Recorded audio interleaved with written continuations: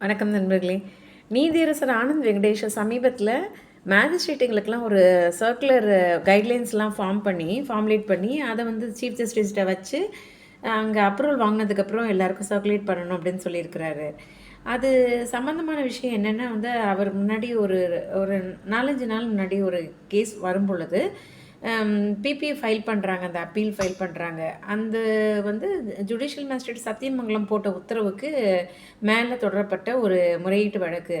அவங்களோட கோரிக்கை என்ன? பிபியோட கோரிக்கை என்னன்னா வந்து, அம் இந்த தாம்பரத்தில இருக்கிற காவல் நிலையத்தின் புலன் விசாரணையில் இருக்கக்கூடிய சமீபத்தில ஒரு நாட்டு வெடிகுண்டுலாம் வீசி பிப்ரவரி 29ல கொலை செய்யப்பட்ட ஒரு அரசியல் பிரமுகரின் கொலை சம்பந்தமாக நடந்து கொண்டிருக்கும் புலன் விசாரணையில் தேடப்படும் குற்றவாளிகள்லாம் வந்து சத்தியமங்கலம் ஜுடிஷியல் மேஜிஸ்ட்ரேட் கோர்ட் முன்னாடி சரண்டர் ஆயிட்டாங்க. அவங்க வந்து அந்த மேஜிஸ்ட்ரேட் வந்து அத அவங்கள ரிமாண்ட் பண்ணிட்டதுனால, ஏகப்பட்ட நடைமுறை சிக்கல்கள்லாம் இந்த போலீஸாருக்கு இருக்கு. இது போன்ற டாக்டிக்ஸ வந்து இந்த மாரி ஹீனியஸ் கிரைம்ஸ் கொடூரமான கொலைகள், குற்றச்செயல்ல ஈடுபடுறவங்க தொடர்ந்து வந்து கடைபிடித்துட்டு வராங்க. அதாவது சம்மந்தமே இல்லாத மேஜிஸ்ட்ரேட் அந்த கேஸ் பெண்டிங்ல இருக்க மேஜிஸ்ட்ரேட் கோர்ட்ட விட்டு ரொம்ப ரொம்ப தூரத்தில இருக்க ஒரு மேஜிஸ்ட்ரேட் கோர்ட்ல சரண்டர் ஆயிட்டு, அதனால போலீஸ் கஸ்டடிக்கு போகாம தவிர்க்கிறது ஒண்ணு. பிளஸ் வந்து அந்த போலீஸ் கஸ்டடி எடுக்கிறதுல போலீஸோட இந்த 60 டேஸ், 90 டேஸ் சார்ஜ் ஷீட் இதுவா வருது பார்த்தீங்களா?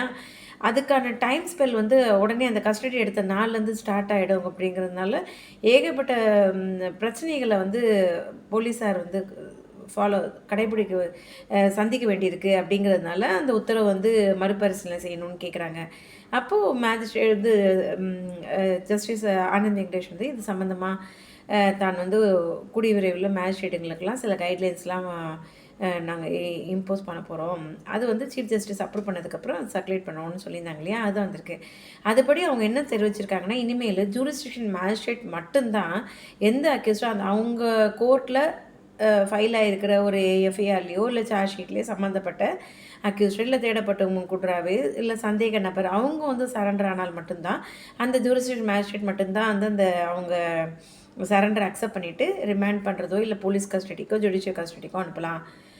அப்படிங்கிறத தெளிவுபடுத்தியிருக்காங்க. ஸோ ஜூரிஸ்டிக்ஷன் மேஜிஸ்ட்ரேட்ட தவிர்த்து மத்த மேஜிஸ்ட்ரேட்ஸ்க்கு இது போல சரண்டர் அக்செப்ட் பண்ணிட்டு கஸ்டடிக்கு எடுக்கக்கூடிய அதிகாரம் கிடையாது அப்படின்னு தெளிவுபடுத்தியிருக்காங்க.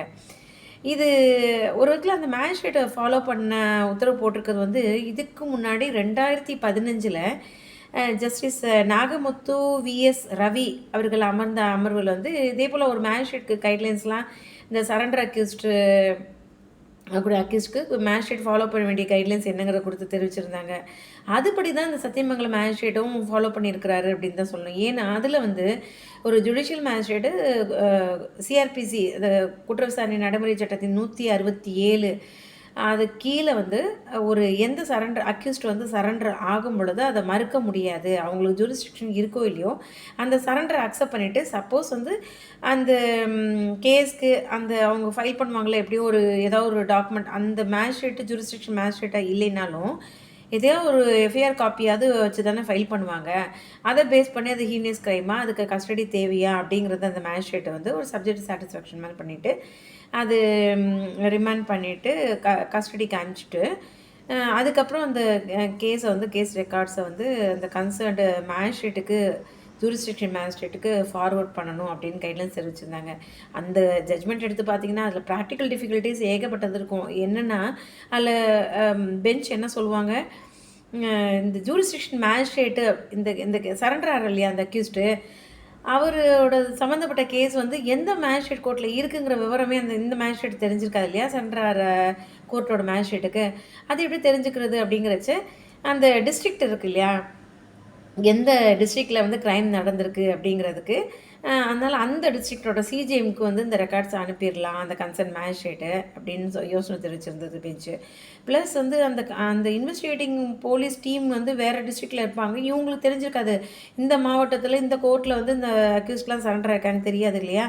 ஸோ அவங்களுக்கு தெரியப்படுத்துறது எப்படின்னா, இவங்க வந்து இந்த மேஜிஸ்ட்ரேட் அந்த கன்சர்ன்ட் அவங்க டிஸ்ட்ரிக்ட் எஸ்பிக்கு தகவல் தெரிவிச்சு, இந்த மாரி இந்த ஸோ அண்ட் ஸோ கிரைம் நம்பர்ல இருக்கிற அக்யூஸ்டு இந்த வந்து சரண்டர் ஆயிருக்காங்கன்ட்டு அந்த தகவல தெரிவிச்சு, அந்த எஸ்பிஎல்லையோ கமிஷனர் வந்து எங்கே கிரைம் நடந்ததோ அந்த சிட்டியோட கமிஷனரோ இல்லை எஸ்பிக்கோ அந்த நியூஸை ஃபார்வர்ட் பண்ணி இந்த மெசேஜை ஃபார்வர்ட் பண்ணி அவங்க இன்டர்ன் அந்த கன்சர்ன் இன்ஸ்பெக்டருக்கு தெரியப்படுத்தி அவங்க ஃபாலோ பண்ணிக்கலாம் அப்படின்னு சொன்னாங்க. இன்னொன்று வந்து சப்போஸ் வந்து அந்த ஜூரிஸ்டிக்ஷனே இல்லாத மேஜிஸ்ட்ரேட்டுக்கு வந்து அவங்க கஸ்டடி ரிமாண்ட் பண்ண வேண்டிய அவசியமே கிடையாது அப்படின்னு அவர் ஃபீல் பண்ணார்னா அந்த அக்யூஸ்ட் அப்படியே வந்து ஜூரிஸ்டிக்ஷன் மேஜிஸ்ட்ரேட்டுக்கு ஃபார்வர்ட் பண்ணிடலாம் அப்படின்னு சொல்லியிருந்தாங்க.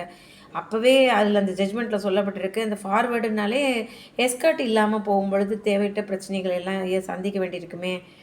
இந்த அக்யூஸ்ட் வந்து எஸ்கார்ட் இல்லாமல், ஏன்னா கஸ்டடின்னு இருந்தால் தான் ஒரு எஸ்கார்ட், போலீஸ் எஸ்கார்ட் வருவாங்க, ஒரு டிஸ்ட்ரிக்ட்லேருந்து இன்னொரு டிஸ்ட்ரிக்ட் அனுப்ப வைக்க முடியும் அப்படின்னப்போ டிவிஷன் பெஞ்ச் சொல்லியிருக்கு, இல்லை ஒரு மேஜிஸ்ட்ரேட் சொன்னாலே அதெல்லாம் எஸ்கார்ட்லாம் அனுப்பிச்சிடுவாங்க அப்படின்னு சொன்னாங்க. ஸோ இந்த ப்ராக்டிக்கல் டிஃபிகல்ட்டிஸ் அன்னைக்கு தெரிவிக்க வைக்கப்பட்ட ப்ராக்டிக்கல் ஃபேஸ் இன்றைக்கும் இருக்குது அப்படிங்கிறது இன்றைக்கி ஜஸ்டிஸ் ஆனந்த் வெங்கடேஷ் அவர்கள் வந்து கைட்லைன்ஸ் போட்டிருக்கிறதுலேருந்து தெரிய வருது. ஸோ இதில் அவங்க வந்து பிபி வந்து சில சுப்ரீம் கோர்ட்டில் போட்ட சமீபத்திய சில உத்தரவுகள் எல்லாம் சுட்டி காட்டி தான் வந்து இதை வந்து மாற்றம் செய்யணும், இந்த 2015 சொல்லப்பட்ட கைட்லைன்ஸை மாற்றம் செய்யணும்னு சொல்கிறாங்க. என்னென்னா வந்து சுப்ரீம் கோர்ட் ரீசெண்டாக ஒரு கேஸில் சொல்லியிருக்கு, சப்போஸ் வந்து ஒரு சரண்டர் ஆனாங்களே அக்யூஸ்டு, அந்த சரண்டர் ஆறதுனாலேயே அவங்கள கஸ்டடிக்கு அந்த கோர்ட்டு எடுத்துக்க முடியாது. ஏன்னா அந்த கோர்ட்டுக்கிட்ட அந்த கேஸ் சம்மந்தப்பட்ட ஃபைல்ஸ் எதுவும் கிடையாது. அந்த ஜூரிஸ்டிக்ஷன் கோர்ட்டில் இந்த காக்னிசன்ஸ்க்கு அந்த சார்ஜ் ஷீட்டை அவங்க எடுத்திருந்தாலும் இந்த சம்மந்தப்பட்ட இந்த சரண்டர் ஆகிக்கூடிய அக்யூஸ்டுக்கு அவங்க சம்மன் அனுப்பியிருந்தால் மட்டுமே இவங்க கஸ்டடிக்கு எடுக்க முடியும். ஸோ ப்ராக்டிக்கல் டிஃபிகல்ட்டி இவங்களுக்கு அதை பற்றி தெரியவே தெரியாது இல்லையா, ஜூரிஸ்டிக்ஷன் இல்லாத மேஜிஸ்ட்ரேட்டுக்கு. ஸோ ப்ராக்டிக்கல் டிஃபிகல்ட்டி அதுவும் இருக்குது. ப்ளஸ் இன்னொன்று பாருங்கள், இதில் ஜூரிஸ்டிக்ஷன் இல்லாத மேஜிஸ்ட்ரேட்டை சரண்டர் ஆகிற அக்யூஸ்டில் என்னென்னா ஒரு கேஸ் வந்து அந்த சொல்கிறேன், ஜஸ்டிஸ் எம்பி முரளிதரன் அவர்கள் வந்து சென்னை உயர்நீதிமன்றத்தில் பணியாற்றும் போது தற்போது அவங்க கல்கட்டா உயர்நீதிமன்றத்தில் பணியாற்றி கொண்டிருக்கிறார். அவர் தான் உங்களுக்கெல்லாம் ஞாபகம் இருக்கும், மணிப்பூரில் அந்த வயலன்ஸ் ஏற்பட்டது இல்லையா, அந்த தீர்ப்பு கொடுத்த நீதியரசர் அவர் தான். ஸோ ஜஸ்டிஸ் எம்இ முரளிதரன் வந்து இங்கே சென்னை உயர்நீதிமன்றத்தில் இருக்கும் பொழுது அவர் கிரிமினல் கேசஸை பார்த்துட்டு இருக்கும் பொழுது இதே போல் ஒரு மேஜிஸ்ட்ரேட்டுக்கு எதிராக வந்து ஒரு பெட்டிஷன் ஃபைல் பண்ணுறாங்க. 3 அக்யூஸ்ட் அப்பியர் ஆகிற அட்வொகேட்ஸு.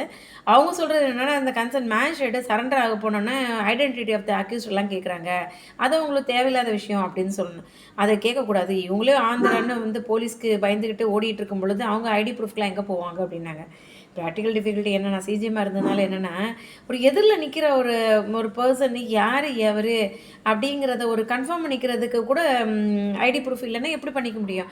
ஆனால் ஜஸ்டிஸ் முரளிதரன் என்ன பண்ணாங்க, அந்த வழக்கறிஞர் சொன்னதெல்லாம் ஏற்றுக்கிட்டு அந்த ஜுடிஷியல் மேஜிஸ்ட்ரேட்டை வந்து கோர்ட்டில் அப்பீர் ஆக சொல்லி உத்தரவு போடுறாரு. அந்த அம்மாவும் வந்து கோர்ட்டில் அப்பீர் ஆகிறாங்க. அவங்கள்ட்ட காரணம் கேட்டு சரி ஐடி ப்ரூஃப்லாம் கேட்காதீங்க, சரண்டர் வந்தால் அக்செப்ட் பண்ணிக்கோங்கன்னு சொல்லி அனுப்புனாங்க. இதெல்லாம் என்ன சொல்கிறது.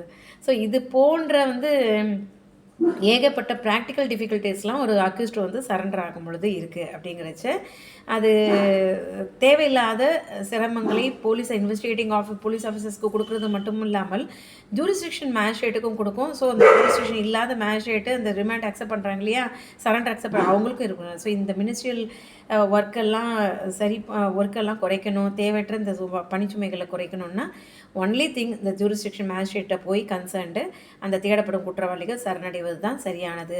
ஸோ அதுக்காக சரியான கைட்லைன்ஸை தான் நீதியரசர் ஆனந்த் வெங்கடேஷ் அவர்கள் பிறப்பித்திருக்கிறார். ஸோ இனிமேல் வந்து இந்த ஹீனியஸ் கிரைம்ஸில் வந்து இந்த மாதிரி ஒரு கண்ணாமூச்சி ஆட்டத்தை வந்து இந்த குற்றவாளிகள் ஆடிக்கொண்டு இருப்பதை புலன் விசாரணை காவல்துறை அதிகாரிகளுக்கு எதிராக ஆடிக்கொண்டிருப்பதை தவிர்க்கப்பட்டுவிடும் அப்படின்னு உறுதியாக நம்புவோம். மேலும் இதே போன்ற இன்னொரு பதிவில் உங்களை சந்திக்கிறேன். நன்றி, வணக்கம்.